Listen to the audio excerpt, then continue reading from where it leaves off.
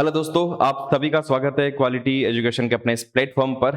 तो आज मैं इस वीडियो में बात करने वाला हूं कि एग्जाम अटेम्प्ट करने का सबसे सही तरीका क्या होना चाहिए और कैसे नेगेटिव मार्किंग से हमें बचना है। देखो, अब एग्जाम बहुत पास में आ गया और मुझे पता है आप सबकी धड़कनें बहुत ज्यादा बढ़ गई होगी, स्ट्रेस लेवल भी थोड़ा सा हाई हो रखा होगा। पहला तो काम यही करना है कि जो स्ट्रेस लेवल थोड़ा सा हाई हो रखा है उस पर थोड़ा सा कंट्रोल करो।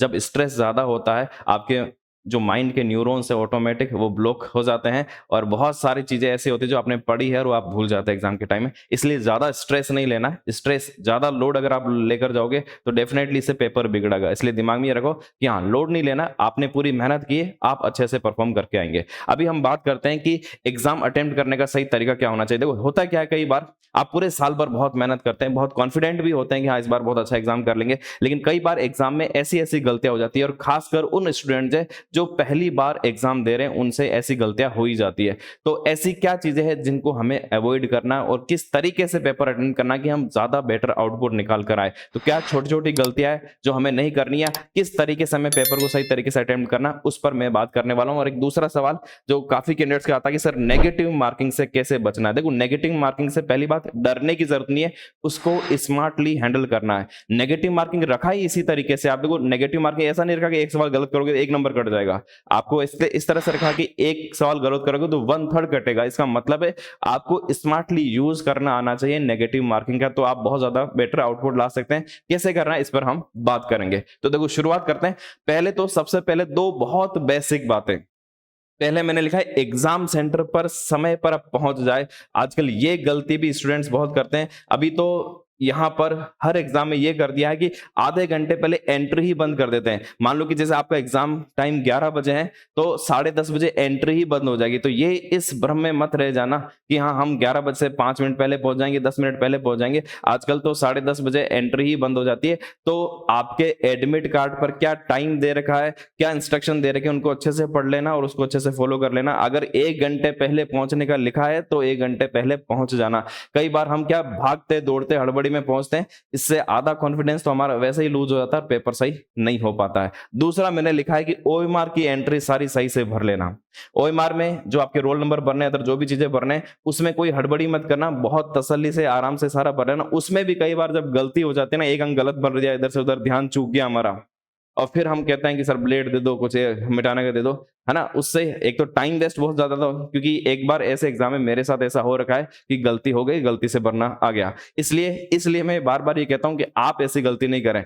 इससे एग्जामिनर भी बेचारा टेंशन में आ जाता है, आप उससे ज्यादा टेंशन में आ जाते, उसके तो कोई विशेष फर्क नहीं पड़ना, आपके बहुत ज्यादा फर्क पड़ना। तो बहुत तसल्ली से भरना। फिर आगे की हम बात करते हैं भी आगे और क्या करना है। देखो, अब हम बात करते हैं कि पेपर कैसे हल करना है, कौन से सवाल पहले करना है, कौन से सवाल बाद में, उसकी बात करते हैं। तो पेपर कैसे हल करना है। पेपर आते ही ऐसा नहीं करना जैसे हम पहले करते थे कि पहले सारे सवाल देख लेते कौन सा आ रहा कौन सा नहीं आ रहा। ये तरीका नहीं अपनाना है, ये गलती भी आपको नहीं करनी है, क्योंकि आपने सारे सवाल पढ़े तो टाइम वेस्ट होगा। आपको पता चलेगा कि मेरे कितने सवाल आ रहे नहीं आ रहे। देखना ही नहीं है, आपको सिर्फ इतना देखना है कि जो पेपर पेज नंबर लिख रखे हैं वो पेज नंबर पूरे हैं या नहीं है, उतने पेज है या नहीं है, कोई पेज मिसिंग तो नहीं है ना। वो पेपर हम जल्दी से ही चेंज करवा सकते हैं, वो चेंज करवा लेना चाहिए अगर ऐसा है। ओएमआर में कोई प्रॉब्लम तो नहीं, ओएमआर कहीं फटी हुई तो नहीं है, इस तरह की बस ये चीजें चेक कर लेनी है। बाकी सारे सवाल नहीं देखने, आपको पहले सवाल से ही सवाल करना शुरू करना है। कौन से सवाल पहले करने हैं, कौन से सवाल बाद में करने हैं, ये ज्यादा इंपॉर्टेंट, ये समझ लेते हैं। देखो, मेरी सलाह आपके लिए इसमें क्या है, ज्यादातर जैसा अगर मैं आरएस के एग्जाम की बात करूं तो आरएस एग्जाम में नॉर्मली ये होता है कि लगभग वो सीक्वेंस सेट रहता है कि पहले कुछ सवालों में ये टॉपिक आएगा, फिर ये टॉपिक, फिर ये टॉपिक, इस तरह का सीक्वेंस सेट रहता है। तो पहले आप पहले नंबर से सवाल करना शुरू कर सकते हैं, 1 नंबर, 2 नंबर, 3 नंबर से, या फिर आप उन सवालों को ले सकते हैं। जैसे मान लो कोई ऐसा टॉपिक, जैसे मान लो कि आपकी इकोनॉमिक्स अच्छी नहीं है और पहला सवाल इकोनॉमिक्स से शुरू हो गया, आप पूरा पूरा इकोनॉमिक्स से सवाल छोड़ सकते हैं, आप दूसरे पार्ट पर आ सकते हैं, पूरे टॉपिक पर आ सकते हैं। ऐसा क्यों? क्योंकि अगर देखो पहला सवाल ऐसा है जो आपको नहीं आ रहा है, दूसरा सवाल ऐसा है जो नहीं आ रहा, तीसरा सवाल ऐसा नहीं आ रहा, ऐसा हो गया जो नहीं आ रहा, आपका कॉन्फिडेंस बहुत लूज हो जाएगा। बाद में गलतियां होने की संभावनाएं बहुत बढ़ जाती है। जब हमारा कॉन्फिडेंस लूज होता है तो गलतियां ज्यादा करते हैं, और जब शुरू में कॉन्फिडेंस मजबूत हो गया है तो हम बहुत, जो आते हुए ऐसे सवाल भी होते हैं जो नहीं आ रहा है, कभी पढ़ा नहीं है, कई बार उसके भी सही होने की संभावना हो जाती है, आपका तुक्का भी सही लगता है जब कॉन्फिडेंस मजबूत होता है। ऐसा बिल्कुल होता है। तो करना क्या है, देखो, पहले उन सवालों को करना है जो आपको आते हैं। ठीक है, इसमें वही तरीका हो सकता है। अगर पहले तो अगर आप जो सब्जेक्ट लेना चाहते हैं, जैसे मान लो आपने राजस्थान जी के बहुत अच्छा करके गया, Rajasthan history, Rajasthan culture, Rajasthan geography, तो आप वो पोर्शन पहले देख सकते हैं। या फिर अगर आप 1 नंबर से भी शुरुआत कर रहे हैं, 1 नंबर से करना शुरुआत कर रहे हैं, 2 नंबर, ये भी एक अच्छा तरीका हो सकता है। मान लो कि जैसे आपने इसमें सीधा सीधा जैसे आपको पहला सवाल पढ़ा, आपने आ गया, तुरंत उस पर टिक लगा दीजिए, पहले सवाल पर टिक लगा दीजिए, आपको आता है। दूसरा सवाल आपने किया, दूसरा सवाल आपने पढ़ा, आपको नहीं आ रहा है, दूसरे सवाल पर गोला लगा दीजिए कि ये सवाल मुझे बाद में वापस देखना है। तो उस पर रुकना नहीं है। मान लो कोई सवाल, दूसरा सवाल ऐसा है जो आपको नहीं आ रहा है, तो उस पर आप सोच रहे हैं कि ये हो सकता है, वो हो सकता है, पहली नजर में आपको आ रहा है तो कर लीजिए, पहली नजर में नहीं आ रहा तो छोड़ दीजिए। पहले राउंड में आपको छोड़ना ही है। मैंने इसको इसी तरह से बांटा है, आपको अलग अलग राउंड में पेपर करना है। देखो कैसे करना है, जैसे आपको 3 राउंड में पेपर करना है। पहले राउंड में वो सवाल लेने हैं आपको सारे जो आपको परफेक्ट आते हैं, ठीक है, जो आपको परफेक्ट आते हैं उन सारे सवालों को कर लेना है।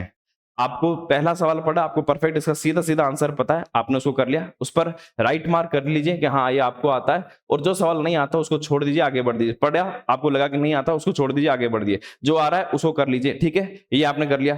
फिर आना है आपको सेकेंड राउंड में। फर्स्ट राउंड में लगभग अगर आपने 60 प्लस 65 प्लस सवाल भी कर लिए, 8 से 65 सवाल भी कर लिया, हालांकि अलग अलग कैटेगरी पर डिपेंड करता है, लेकिन मैं मानता हूं कि अगर आप जनरल मेल कैंडिडेट भी है तो 60 से 65 सवाल भी अगर आपके फर्स्ट राउंड में, ये ऐसे सवाल है जो जिस पर आप पूरी तरह से 100% श्योर हैं कि ये सवाल तो आपको आते ही हैं। अगर उनकी संख्या 60 से 65 है तो मानकर चले कि यहीं से आपका आरएस प्री एग्जाम क्लियर हो जाएगा, फिर आपको टेंशन लेने की ज्यादा जरूरत नहीं है। हालांकि गाड़ी यही नहीं रुकेगी, अभी ये सवाल और करने हैं, 60-65 पे सिलेक्शन नहीं होने वाला है, लेकिन आप इनमें से भी सवाल कुछ करेंगे। हाँ, मानकर चलना 60 और 65 सवाल ऐसे सवाल जिस पर आपको लगता है कि आप 100% श्योर है, गलत हो ही नहीं सकता है, भगवान भी गलत नहीं कर सकते, वो भी सवाल आरपीएससी गलत कर देगी, है ना। जब आप वापस जब आरपीएससी आंसर की जाएगी, अपनी कुछ करेगी, आपने कुछ अलग आंसर पढ़ रखा होगा, आरपीएससी कुछ अलग ही आंसर आएगा। तो 4-5 प्रश्न, कुछ प्रश्न ऐसे भी होते हैं जो आपको लगता है उस समय एग्जाम में लगेगा ये सही था, लेकिन बाद में आकर पता चला यार ये गलत हो गया। या फिर जो यहाँ सही सवाल कर लोगे पेपर में ओएमआर में गलत भर जाता है। ऐसा सबके साथ होता है, 2-3 सवालों में ऐसा रहने की संभावना रहती है। तो इतनी प्रोबेबिलिटी लेकर आपको चलना है कि अगर आपने 60-65 सवाल एकदम 100% वाले किए, उसमें भी 4-5 सवाल गलत हो सकते हैं, तो यहां पर आपको ध्यान रखना। फिर आना है सेकंड राउंड में, वो प्रश्न करने हैं आपको। सेकंड यानी पूरा पेपर आपने पढ़ लिया, वापस शुरुआत से शुरू कीजिए, जहां पर आपने गोल लगाया कि ये सवाल मुझे वापस देखना है बाद में। अब ये सवाल ऐसे हो सकते हैं जिसमें मान लो कि 4 ऑप्शन दे रखे हैं, उन 4 ऑप्शन में से आपने एक ऑप्शन कर देगा, ये ऑप्शन तो नहीं हो सकता, ये मेरे पढ़ा हुआ ये नहीं होगा इसका आंसर। दूसरा ऑप्शन भी आपने कट कर दिया कि ये भी नहीं हो सकता है, या तो ये हो सकता है या फिर ये हो सकता है। इस कंडीशन में क्या था कि आपको परफेक्ट आता है कि यही आंसर होगा, 3 ऑप्शन आपने कट कर दिए। अभी आप 3 ऑप्शन कट नहीं कर पाए, सिर्फ 2 ऑप्शन कट कर पाए, 2 ऑप्शन में डाउट है। तो मेरी सलाह क्या रहेगी, नेगेटिव मार्किंग से डरना नहीं है, आपको ये वाले सवाल सारे लगभग कर लेने हैं। जहां पर भी 2 ऑप्शन में आपको डाउट हो रहे हैं, वहां पर आपको कोई नुकसान नहीं होगा। देखो अगर ऐसा हो रहा है कि आप फर्स्ट राउंड में आपने 100 सवाल 120 सवाल कर लिए हैं, ठीक है, फर्स्ट राउंड में, फिर तो चिंता की बात ही नहीं। आप 100 सवाल 120 सवाल अगर आप कर रहे हैं, फिर तो कोई चिंता की बात नहीं है, आप आराम से एग्जाम क्लियर कर रहे हैं। फिर आप सेकंड राउंड देखे नहीं, थर्ड राउंड देखे, कोई चिंता वाली बात नहीं, देखने की जरूरत नहीं है। यहां पर अगर आप श्योर है कि आप 75 प्लस सवाल भी कर लेते हैं, मैं 100-120 की बात कर रहा था, अगर आप 75 प्लस सवाल भी कर लेते हैं तो भी लगभग मान लीजिए कि आपका पेपर 100% क्लियर हो जाएगा, कोई चिंता वाली बात नहीं है। फिर आपको सेकंड राउंड थर्ड राउंड की जरूरत ही नहीं पड़ेगी। हाँ, मानकर चलना अगर आपको लग रहा है कि आप 75 प्लस सवाल में श्योर है, वहां पर भी आपके 5 से 10 सवाल फिर भी गलत हो सकते हैं। तो अपनी गणित सही से बिठा लेना कि अगर 10 सवाल गलत हो जाते हैं, जो आपको लग रहे हैं कि सही है, लेकिन 10 सवाल गलत हो जाते हैं, तो क्या पेपर क्लियर हो जाएगा? अगर नहीं हो रहा है तो आप सेकंड राउंड और थर्ड राउंड वाली रिस्क भी आपको लेनी पड़ेगी। देखो मेरी स्ट्रेटेजी हमेशा से ये रहती थी जब मैं एग्जाम देता था, आपकी स्ट्रेटेजी अलग हो सकती है, लेकिन जो मेरी स्ट्रेटेजी वो मैं बता रहा हूं वो ज्यादा मेरे लिए काम भी करती थी। मैं ज्यादा से ज्यादा अटेम्प्ट करने वाली स्ट्रेटेजी लेकर चलता था। मान लो कि मेरे जो फर्स्ट राउंड में 60 से 65 ही हो पा रहे थे, तो मैं सेकंड राउंड में जहां पर 2 ऑप्शन डाउट था, मैं से सारे सवाल करता था, और ऐसी संख्या 30-40 भी होती तो मैं सारे के सारे सवाल उनको करता था, और मुझे हमेशा उसका फायदा ही हुआ है। देखो अगर आप 2 ऑप्शन कट कर पाए और 2 ऑप्शन में डाउट है, उन सारे सवालों को कर भी लेते हैं तो कोई नुकसान नहीं है। आगे मैं बताने वाला हूं, नेगेटिव मार्किंग का सारा गणित आपको यहाँ पर समझ में आएगा। और तीसरे राउंड, फिर इसमें देखो जहां जहां आप सवाल करते जाए, ऐसे सवालों को उन पर टिक मार्क करते जाइए, लास्ट में वो बचेंगे जिन पर सिर्फ गोले बचे हैं, तो उन थर्ड राउंड में जाना है आपको। थर्ड राउंड में उन सवालों को लेना है जहां पर सिर्फ आप एक क्रॉस कर पा रहे हैं, एक ऑप्शन पे बता पा रहे हैं कि ये ऑप्शन तो नहीं हो सकता, लेकिन तीन में डाउट है, ये भी हो सकता है, ये भी हो सकता है, ये भी हो सकता है। ऐसा कब होगा? जैसे मान लो कि चार कथन दे दिए, तीन कथन दे दिए कि ये पहला कथन ये, दूसरा कथन ये, तीसरा कथन ये, आपको एक पता चल गया पहला कथन तो गलत है, और यहाँ पर एक ऑप्शन में ऐसा आ रहा है कि एक दो तीन, आपको पता कि पहला तो गलत, आपने उसको काट दिया, लेकिन बाकी वाले में आपको डाउट है। तो तीन ऐसे ऑप्शन कि उसमें डाउट है, तो यहाँ पर क्या करें? ऐसे सवालों को करें या नहीं करें? ऐसे सवालों में रिस्क है, इन सवालों में पर्याप्त रिस्क है, ऐसे सवाल हम करेंगे तो आपके नेगेटिव होने के चांसेस ज्यादा रहेंगे। मैं थोड़ा सा अब आपको नेगेटिव वाली गणित समझा देता हूं। देखो नेगेटिव कैसे क्या होता है, नेगेटिव मार्किंग का गणित। पहली बात तो यह है कि नेगेटिव मार्किंग से डरना नहीं है। अगर आप नेगेटिव मार्किंग का स्मार्ट तरीके से यूज करते हैं तो ये आपके लिए बेनिफिट भी हो सकती है। देखो नेगेटिव मार्किंग बनाई कैसे है? नेगेटिव मार्किंग ऐसे बनाई है कि अगर आप तीन सवाल, वन थर्ड यहाँ पर नेगेटिव मार्किंग है, तो तीन सवाल गलत करते हैं तो जो आपने एक सवाल सही किया है उसके मार्क्स भी कट जाएंगे। अगर आपने तीन सवाल गलत कर दिए तो एक साल, यानी कि आपको छूट दी जा रही है ना? ऐसा नहीं कि एक सवाल गलत किया तो एक सवाल सही, उसका नंबर कट जाएगा। यहाँ वन थर्ड है, तीन सवाल गलत करने पर एक सवाल का अंक कटेगा। यानी कि अगर तीन सवाल आप कर रहे हैं, उसमें से दो सवाल राइट, दो सवाल गलत हो जाते, एक सवाल सही है, फिर भी आपको नुकसान नहीं है। यहाँ पर नुकसान कैसे है? चार सवाल में से तीन गलत हो रहे हैं, एक सही हो रहा है, तब जाकर आप बराबर पे आएंगे, तब भी आपको नुकसान नहीं है। तो अब आपको स्मार्टली यूज करना है। अब जो मैंने आपको तरीका बताया था, यहां पर जो बताया था, जैसे मान लो कि अगर आपने दो ऑप्शन वाले कट कर लिए, दो ऑप्शन कट कर दिए, दो ऑप्शन में से कोई एक सही होगा, तो देखो प्रोबेबिलिटी क्या कहती है ना? मैथ्स में तो अपना एक टॉपिक भी है प्रोबेबिलिटी, प्रायिकता क्या कहती है? प्रायिकता ये कहती है कि दो में से एक सही हो सकता है, एक गलत हो सकता है, तो 50% चांस है कि आपके सवाल गलत हो सकते हैं और 50% चांस है कि सही हो सकते हैं। मान लो कि आपने ऐसे 40 सवाल किए हैं, आपने ऐसे 40 सवाल किए जहां पर आपके 20 सवाल ऐसे गलत हो गए और 20 सवाल राइट हो गए, तो अभी मुझे बताइए आप फायदे में है या नुकसान में? अगर हम सीधी सीधी गणित लेकर चल रहे हैं, जरूरी नहीं है कि सीधी सीधी गणित प्रायिकता यहां पर लागू हो, लेकिन हम एक बार के लिए मान लेते हैं। तो देखो 20 सवाल का लगभग लगभग आप मान के चलिए कि 7 सवाल नेगेटिव कर लीजिए। 20 सवाल का मतलब 7 या 21 सवाल होने पर 7 नेगेटिव हो जाएंगे, तो फिर भी आप 7 माइनस कर लेता हूं तो भी 13 सवाल आप प्लस में रहेंगे, नुकसान कुछ भी नहीं है।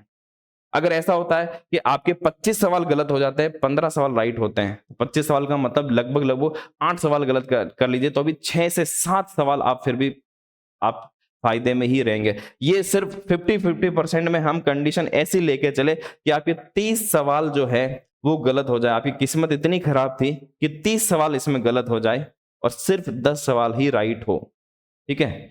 तब जाके कंडीशन ऐसी होगी, 30 का नेगेटिव 10 सवालों का हो जाएगा, ये 10 भी जो आपके राइट हुए इसके मार्क्स भी कट जाएंगे, आप न फायदे में रहेंगे या न नुकसान में रहेंगे। तो ऐसे सवालों में ये प्रोबेबिलिटी बहुत कम होगी जब आपकी किस्मत खराब हुई, अभी भी आपको नुकसान नहीं है। अगर 30 सवाल गलत हो रहे हैं और 10 सवाल राइट हो रहे हैं, देखो प्रोबेबिलिटी तो ये कहती है आपके 20 सवाल राइट होंगे, 20 सवाल गलत होंगे, लेकिन आपकी किस्मत इतनी खराब थी कि 30 सवाल गलत हो गए, 10 सवाल ही राइट हुए, तो भी आपको कोई नुकसान नहीं है, ठीक है? अब इतनी तो क्या किस्मत खराब होगी कि 10 ही राइट हो रहे हैं, जिसमें अगर 50 है, हाँ अगर आप हवा में तुक्का लगा रहे हैं फिर तो पूरे ज्यादा चांस हो गए कि आपके गलत हो जाएंगे। हाँ अगर आपने दो ऑप्शन कट कर लिए, वाकई में दो में से एक लगाना, वो सारे सवाल कर लेना इन कंडीशन में कि आपके 35 सवाल गलत हो गए उसमें और 5, अगर आपके ऐसे हो रहे हैं कि 35 सवाल गलत हो गए और 5 ही राइट हो रहे हैं, तब आपको 5 सवालों का सीधा सीधा नुकसान हो जाएगा, ठीक है ना? यहाँ पर अब यहां पर देखिए, अगर आपने 50% वास्तव में 50% वाला कर रहे हैं, तब ऐसी पॉसिबिलिटी नहीं बनेगी। ज्यादा संभावना है कि आप 50% सही कर पाएंगे और आपको लगभग लगभग 12 से 13 प्रश्नों का यहां पर फायदा हो जाएगा। तो ये प्रोबेबिलिटी वाला जो है, ये तो सारे के सारे सवाल कर सकते हैं। हाँ ये जो रिस्क वाली बात है वो रिस्क लेना है इस पे, कि अगर मान लो कि अगर आप 60-65 यहां कर लेते हैं और 40-45 यहां पर आप कर लेते हैं सवाल, फिर बहुत ज्यादा रिस्क लेने की जरूरत नहीं है।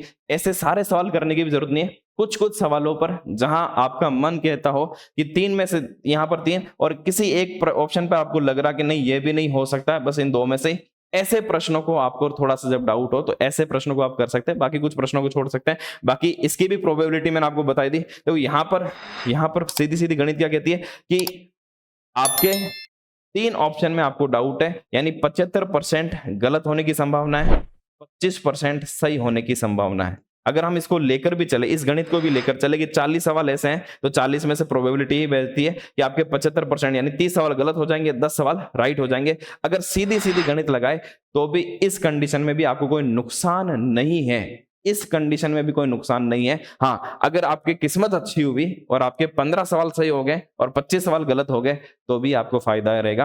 तो अगर आपने अपनी गणित लगा दी कि हाँ आपने इतना टारगेट आप रखे गए और वो टारगेट अचीव नहीं हुआ, तब आपको रिस्क लेनी है, और टारगेट अचीव हो गया फिर ये रिस्क लेने की जरूरत नहीं है। हाँ, कितना टारगेट रखकर चलना है, कितना रखे, मैं पूरा इस पर अलग से वीडियो लेकर आ जाऊंगा कैटेगरी वाइज, क्योंकि लास्ट में ये भी आप अपने दिमाग में रखकर जाना कि मेरा टारगेट क्या है, मैं कैटेगरी वाइज सबकी कैटेगरी से कितने क्या टारगेट रखे चलना है वो भी एक आपको अनुमान दे दूंगा। मैं थोड़ा सा ज्यादा लेकर ही चलूंगा ताकि आपका टारगेट वो पूरा हो जाए बिल्कुल एग्जाम के अकॉर्डिंग, इस पर मैं आपको बताने वाला हूं।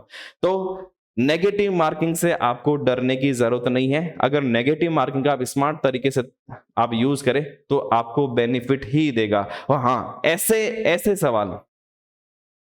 सवाल जहां पर जो मैंने आपको बताया कि जहां पर आप एक भी ऑप्शन कट नहीं कर पा रहे, चारों ऑप्शन में कोई अता पता नहीं है, मेरी सलाह यही है कि उन सवालों को आप छोड़ दीजिए, है ना। बिल्कुल अकड़ बकड़ बब्बे बो करके आपको ये नहीं करना कि ये इसका राइट है ना, जय माता दी लगा दिया, बस वो नहीं करना है। वहां पर जहां एक भी आपको ऑप्शन नहीं आता है वहां पर गलत होने के चांस सबसे ज्यादा रहते हैं। सबसे ज्यादा जो नेगेटिव मार्किंग होती है वो इन्हीं सवालों पर होती है जब चारों में से एक भी ऑप्शन का पता नहीं था, हमने बस हवा में तुक्का लगाया कि हाँ ये लग रहा है मुझे और ये हो सकता है, जबकि पता कुछ नहीं है। वहां पर, है ना, वहां अगर आप इस तरह की इंट्यूशन यूज करेंगे कि मेरे को इंट्यूशन आ रही थी, आपने एक बार बताया था कि सुपर कॉन्शियस माइंड काम करता है और मेरा सुपर कॉन्शियस माइंड काम कर रहा था, ऐसे सुपर कॉन्शियस माइंड सीधे एग्जाम में जाकर काम कराओगे तो वो सुपर कॉन्शियस माइंड वहां पर काम नहीं करेगा।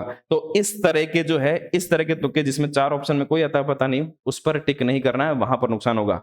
ये किस कंडीशन में करना है? ये उसी कंडीशन में करना है जब आपकी स्थिति ऐसी हो गई, मुझे पता है ऐसे आप में से बहुत सारे ऐसे कैंडिडेट भी होंगे जो पहली बार में सिर्फ 60% छोड़िए 30-32 सवाल सही कर पा रहे हैं कि कोई चांस ही नहीं है। ऐसे कैंडिडेट जिनका कोई चांस ही नहीं है कि सारे आपने गणित लगा ली, कोई चांस ही नहीं बन रहा कि कट ऑफ पार कर पाएंगे, तब क्या करना है? तब तो मैं यही कहूंगा कि हाँ, अगर आपकी कंडीशन ऐसी है कि पेपर पास होने की कोई चांस ही नहीं है, सारी गणित लगा करने के बाद भी 40 नंबर हो रहे हैं, 45 नंबर हो रहे हैं, तब मैं आपको कहूंगा हाँ, फिर आप ज्यादा से ज्यादा अटेम्प्ट करने की कोशिश कीजिए। फिर जो नहीं आ रहे हैं उनको भी कर लीजिए। क्यों? क्योंकि पेपर तो वैसे ही क्लियर नहीं होना है। जब अगर सारे सवाल आप करेंगे तो पॉसिबिलिटी, किस्मत अच्छी हुई तो आपका तुक्का वहीं लगेगा जो सही ऑप्शन होगा, उस कंडीशन में आपको करना है, बाकी नहीं करना है। अगर आप फर्स्ट राउंड और सेकंड राउंड में सेफ वाली स्थिति में आ गए तो इससे भी आप बच सकते हैं, और फोर्थ वाला तो करना ही नहीं है। आगे देखते हैं कुछ और। ओएमआर कब भरनी है? और पांचवा ऑप्शन, अब पांचवा ऑप्शन भी आ गया, वो कब भरना है उस पर बात करते हैं। देखो, ओएमआर कब भरनी है, मेरी सलाह एक तो ये रहता है कि आपने एक सवाल किया, एक गोला भर लिया, दूसरा सवाल किया, दूसरा गोला, ये तरीका मुझे थोड़ा सा ठीक नहीं लगता है। तो देखो, सही तरीका क्या है ओएमआर भरने का? सही तरीका ये है, मेरी सलाह ये रहेगी, जैसे आपने फर्स्ट राउंड किया, फर्स्ट राउंड में आपने 60-65 सवाल कर लिए, फिर जो 60-65 सवाल पे आपने टिक लगाए, सवालों को अच्छे से ध्यान देना, अच्छे से देखना कि आपने पहला सवाल किया, पहले सवाल पे गोला आपने कर लिया, फिर आपने पांचवा सवाल किया, पांचवें सवाल ओएमआर पे देखते हुए गोला कर लिया, ठीक है। इसमें सवाल नंबर मिलाते हुए बहुत सावधानी रखनी है, कहीं पांचवा सवाल करते हुए छठे में नहीं भर देना, इसको ध्यान रखना है। बाकी ये तरीका अपनाओ कि देखो, आपने फर्स्ट राउंड किया, पूरा 60-65 सवाल पे आपका पूरा ध्यान पेपर पे था, आपकी एक एनर्जी लगी, जब आप ओएमआर भरोगे फर्स्ट राउंड की, तब आप सोचो तो आपको रिलैक्स भी मिल जाएगा। नहीं तो पूरा पेपर ध्यान पे, फिर पूरा ओएमआर पे, ये भी रहता है। प्लस एक सवाल किया, एक ओएमआर भरा, दूसरा सवाल किया, दूसरा ओएमआर में भरा, तीसरा भी, फिर तीसरा सवाल ओएमआर में भरा, इससे आपका टाइम ज्यादा जाता है। इसलिए मैं इस रणनीति को नहीं कहूंगा, ये ज्यादा बेटर है। हाँ, हालांकि आपने किस तरह से प्रैक्टिस की है उस पर आप कर सकते हो, वो बहुत ज्यादा बड़ी बात नहीं है, बहुत ज्यादा अंतर नहीं आने वाला है, लेकिन ये स्ट्रेटजी थोड़ी ठीक रहती है। आपने 60 सवाल किया, फिर आप जब ओएमआर भरोगे थोड़ा सा आपको रिलैक्स मिलेगा, फिर आप सेकंड राउंड पे जाएंगे, फिर सेकंड राउंड वाले आप ओएमआर भर लीजिए, फिर थर्ड राउंड में जो कुछ 5-10 सवाल आप कर रहे हैं उन 5-10 सवाल को भर लीजिए। हाँ, लास्ट में ये ध्यान रखना, अगर लास्ट में टाइम कम बचा, हर घंटे पे बेल बजती रहेगी, लास्ट में टाइम कम बचा है और आपको सवाल काफी करने हैं, तो ऐसा मत करना कि पहले सवाल कर लो फिर ओएमआर भरूंगा, पता चला लास्ट में ओएमआर भरने का टाइम नहीं रहा। जब लास्ट में कम टाइम रहा तो सवाल कीजिए, फिर ओएमआर भेजिए, सवाल कीजिए, फिर ओएमआर भेजिए, ये तरीका आप अपना सकते हैं, ठीक है। और लास्ट में जब ये कि पांचवा ऑप्शन, अब इस बार पांचवा ऑप्शन भी आने वाला है, तो पांचवा ऑप्शन मुझे मैं इतना तो मैं मान के चलता हूँ कि आपको पांचवा ऑप्शन के बारे में सब चीजें पता होगी। एक भी इस बार 5 ऑप्शन आएंगे, ठीक है, और ये जो पांचवा ऑप्शन होगा, जो ई ऑप्शन दिया जाएगा, ये एक भी ऑप्शन आपके ऐसा नहीं होना चाहिए जो पूरे 150 में से 150 एक भी खाली नहीं छोड़ना है। या तो अगर आपको सवाल आता है तो आप वो आंसर भर देंगे, और नहीं आता है तो उस कंडीशन में आपको पांचवा ऑप्शन भरना, नहीं आता है उस कंडीशन में तो गोला एक भी नहीं छूटना है, भरना सारा है। अगर आपने पांचों ऑप्शन छोड़ दिया, अगर खाली भी छोड़ दिया, आपको नहीं आता और आपने खाली छोड़ दिया, तो भी 1/3 नेगेटिव मार्क कट जाएगा। और ये तो आपको पता ही होगा कि 10% यानी 15 सवाल भी ऐसे छूट गए आपके, तो आप ऑटोमेटिक पहले से ही डिस्क्वालीफाई हो जाएंगे। तो इसका भी ध्यान रखना है कि ओएमआर समय से पहले आपको पूरी भर लेनी। जैसे इस बार आपको 10 मिनट एक्स्ट्रा दिया हुआ है, वो 10 मिनट पांचों ऑप्शन भरने के हिसाब से ही दिया हुआ है, लेकिन ध्यान रखना, मेरी आपको सलाह रहेगी, हो सकता है कि 10 मिनट में आप सारे गोले नहीं भर पाए। हालांकि पांचवा ऑप्शन कब भरना है, पांचवा ऑप्शन देखो लास्ट में ही भरना है। आपको पूरी संतुष्टि हो गई कि पूरा पेपर हो गया, अब कोई सवाल ऐसा नहीं है जो मुझे आ सकता है तब, क्योंकि शुरुआत में आपने सवाल पहला देखा, आपको लगता है ये तो मुझे आता ही नहीं बिल्कुल, अभी पांच ऑप्शन पढ़ देता हूं, ये मत करना। हो सकता है कि किसी न किसी तरह से बाद में आपको पता चल जाए। कई बार तो आए, पहला सवाल आपको नहीं आ रहा, बिल्कुल कोई संभावना नहीं आएगी, आप 150 तक प्रश्न पहुंचते पहुंचते बीच में कोई ऐसा प्रश्न मिला जिससे आपको इसका हिंट मिल गया, या फिर अचानक से आपको याद आ गया। कई बार एग्जाम में अचानक से याद भी आता है, कई बार पड़ोस के दोस्त से भी हेल्प मिल जाती है ना। तो सारी संभावनाएं मौजूद रहती है, तो लास्ट तक नहीं भरना। अब आपको लगता है कि लास्ट में कोई संभावना नहीं है, तो मैं एक तो ये कहूंगा कि लास्ट 10 मिनट का इंतजार मत करना, कम से कम 20 मिनट अपने पहले, आपको लगता है कि 20 मिनट पहले पेपर आपने खत्म कर दिया, हाँ आपका पेपर टाइम से खत्म नहीं हुआ, आपका पेपर टाइम से खत्म नहीं हुआ, आप फटाफट सवाल किए जा रहे हैं। एग्जाम में ऐसा होगा, भले ही टेस्ट में हो सकता है आपने 1.5 घंटे में पेपर कर लिया हो, 2 घंटे में पेपर कर लिया हो, 2.5 घंटे में पेपर कर लिया हो, लेकिन एग्जाम में 3 घंटे कहाँ निकलेंगे आपको पता ही नहीं चलेगा। आप लास्ट समय भी, जैसे आपको 10 मिनट एक्स्ट्रा मिला, उसमें भी आप सवाल सोल्व करते जा रहे हो और आपके बहुत सारे गोले भरने पड़े हैं, ये गलती मत कर देना। लास्ट के 15-20 मिनट आपके भले ही 15 सवाल, 20 सवाल, 25 सवाल पड़े हैं जो आपको आते भी हैं, आपको लगा कि पहले मुझे ये करना चाहिए, नहीं, उसको छोड़िए। जहां जहां आपको नहीं आया, आपने गोला लगा रखा है, उनको पहले ई ऑप्शन भर देना, क्योंकि आप सवाल करने के चक्कर में अगर ई वाला गोला भरना छोड़ गए और 15 सवाल भी आपके रह गए, ठीक है, 15, ये 10% है, 15 सवाल भी गलती से भरने रह गए, आप डिस्क्वालीफाई हो जाएंगे, है ना। आप ऐसा मत सोचना कि मेरे तो वैसे ही सवाल कम हो रहे हैं, मेरा तो होगा नहीं, हो सकता है, बिल्कुल हो सकता है, ऐसे बहुत सारे होंगे जिनके ये 10% से वो डिस्क्वालीफाई भी हो जाएंगे। तो संभावना है कि इस बार पिछली बार से कट ऑफ कम रहे, क्योंकि ये गलतियां बहुत सारे कैंडिडेट करेंगे, अच्छे कैंडिडेट से गलतियां होने वाली है। तो सवाल भले ही आ रहे हो, आपके पास टाइम कम पड़ रहा है, पहले ई वाला ऑप्शन भरेंगे। एक भी गोला ऐसा नहीं छोड़ना है कि जहां पर ऑप्शन कोई छूट रहा हो, सवाल छूटने वाला सवाल ही पैदा नहीं होना चाहिए। मान लो कि आपके लास्ट में टाइम खत्म हो रहा है और 25 सवाल आपके छूट रहे हैं, ठीक है ना, 25 सवाल आपके छूट रहे हैं, आपको लगता है कि अब इतना समय नहीं कि हो सकता है, तो एक तो होता है कि कुछ भी गोले भर दिए, कुछ भी गोले भरने से रिस्क है कि आपके नेगेटिव हो जाएगा। इससे अच्छा है कि फिर हाँ, आपने अगर पहले बहुत अच्छे सवाल कर ले तो ज्यादातर में ई ऑप्शन भर दीजिए, क्योंकि ऑप्शन तो भरना ही पड़ेगा, ई ऑप्शन तो भरना ही है, तो उन ई ऑप्शन को भर दीजिए। ये आप 10 मिनट की बजाय 15 से 20 मिनट पहले भी इसकी शुरुआत कर सकते हो, क्योंकि कई बार हो सकता है कि टाइम ज्यादा लग जाए, आपको पेपर देखना पड़ेगा, हाँ कि हाँ, या वैसे तो जो गोले बच गए हैं वो सब में ई भरना है, जहां जहां नहीं भरा, हाँ ये ध्यान रखना, सावधानी से भरना। ऐसा नहीं होगी कहीं आपने ऑप्शन बी भर रखा है और वहां पर जाके आपने ई भी भर दिया, ई भरना था आपको यहाँ पर 14वें में भरना था, आपने 15वें में भर दिया, ये गलती मत कर देना, 2 होते आपके गलत हो जाएगा, ठीक है। तो ई ऑप्शन का जो 5वां ऑप्शन आएगा उसका खास तौर पर ध्यान रखना है, सारे गोले आपको भरने, जहां उत्तर आ रहा है वहां सही उत्तर भरना है, जहां नहीं आ रहा है वो ऑप्शन ई भरना है, ठीक है। तो इसको बहुत ध्यान रखना है, और टाइम 10 मिनट के भरोसे मत रहना, 15 से 20 मिनट पहले ही तैयार रहना कि आपको 5 ऑप्शन भरने की तैयारी कर देनी चाहिए, ताकि लास्ट में जाते जाते एक भी नहीं बचे। अगर एक भी गोला बच गया, एक भी ये गोले खाली रह गए, वहां से 1/3 कट जाएगा, इसका खास तौर पर आपको ध्यान रखना। और लास्ट में कुछ इंपॉर्टेंट टिप्स मैं आपको अपनी तरफ से देता हूं। चारों ऑप्शन को पूरा पढ़ना है और सही से पढ़ना है। कई बार हम क्या गलती करते हैं, सवाल पढ़ा, पहला ऑप्शन देखा, हाँ यही आंसर है, सही कर दिया टिक, नहीं, चारों ऑप्शन पढ़िए। जब आप पता चला चारों ऑप्शन पढ़े तो 3 ऑप्शन सही हो रहे थे, एक ऑप्शन ही गलत हो रहा था, ऐसे कैसे, कई बार ऐसा हो जाता है।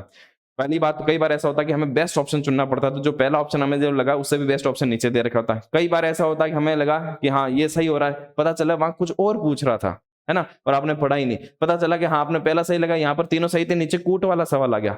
चारों ऑप्शन को पढ़ना है, पूरा पढ़ना है और सही से पढ़ना है, तब जाकर हमें सोल्व करना है, पहले नहीं करना है। दूसरा, जो सत्य असत्य कथन वाला आते हैं, कई कैंडिडेट्स को यह बहुत परेशान करता है और एक दो सवाल इसमें कंफ्यूजन से गलत हो जाता है। मतलब सवाल आ रहा था आपको सब पता है सत्य कौन सा असत्य कौन सा है, लेकिन जहां असत्य पूछा था आपने सत्य वाला टिक लगा दिया, यहाँ पर जहां सत्य पूछा था वहां गलत टिक लग गया। इसको बहुत ध्यान से पढ़ना, जो मैंने टेक्निक आपको बताई थी। देखो जो सवाल एक्चुअल में यहाँ कंफ्यूज हो जाता है भाई, असत्य पूछ रहा है, ज्यादातर जो असत्य पूछा जाता है वहां कंफ्यूज हो जाता है भाई कि करना कैसे है उसको।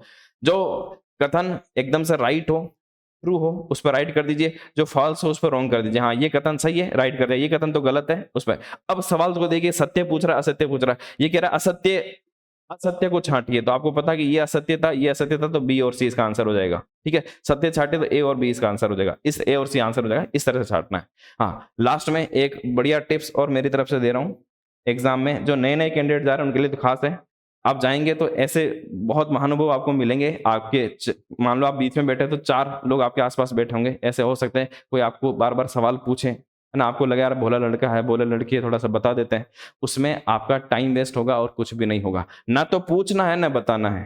ठीक है, दोनों में यहाँ देखो पूछने में भी रिस्क है। मान लो आपको मौका मिल गया सवाल पूछने का, आपने किसी से सवाल पूछ लिया, तो इसकी क्या गारंटी कि वो सवाल जो बता रहा है वो सही बता रहा है। ठीक है, तो उसकी भी कोई गारंटी नहीं, उसमें टाइम वेस्ट होगा। ये करना भी कई जगह, जब मैंने इतने सारे 2-3 एग्जाम दिए, 2-3 एग्जाम तो सिर्फ आरएस के दिए और भी बहुत सारे एग्जाम दिए, तो ऐसा मौका कई बार मिल जाता है कि हाँ सवाल आसपास पूछ भी रहे, उसमें नुकसान होने की संभावना ज्यादा रहती है।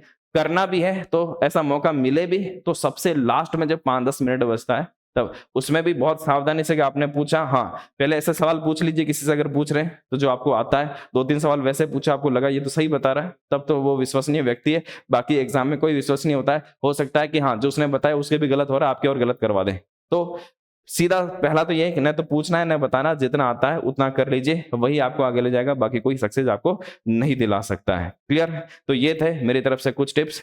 अब लास्ट टाइम बचा है, बिल्कुल रिलैक्स होकर एग्जाम में जाना है। देखो जितना आप कॉन्फिडेंस के साथ जाएंगे, जितना आप रिलैक्स होकर जाएंगे, आप उतना ज्यादा बेटर परफॉर्म कर पाएंगे। ज्यादा स्ट्रेस लेकर जाएंगे, नींद से कॉम्प्रोमाइज किया, आप डेफिनेटली मान के चलिए आप 2 सवाल गलत ही करके आएंगे। तो रिलैक्स होकर जाइए। अपने मैं आपको व्हाट्सएप पे जो चैनल पर मैंने आपको कंफर्मेशन पॉजिटिव अफर्मेशन दिया था, उस पॉजिटिव अफर्मेशन को मन में बार बार दोहराना है। हाँ कि मेरा जो दिमाग है, मैंने बहुत सारी चीजें पढ़ी, अभी आपको लगता होगा कि मिक्स हो रही चीजें, आपका दिमाग याद रखिए, जब सवाल सामने आएगा अपने दिमाग की शक्ति पर भरोसा रखिए, वो एकदम सही समय पर आपको सही चीज याद दिला देगा। ठीक है, आप बिल्कुल कर सकते हैं, पूरा भरोसा रखिए अपने आप पर। मेरी तरफ से आपको अग्रिम शुभकामनाएं, मुझे आप पर पूरा भरोसा है, आप बिल्कुल सही करके आएंगे। आपको कोई डाउट हो, कोई कुछ भी सवाल पूछना, आप मुझे कमेंट में पूछ सकते हैं, मैं उसके जवाब देने की जरूर कोशिश करूंगा। तो मिलते हैं वापस नेक्स्ट वीडियो में। Thank you.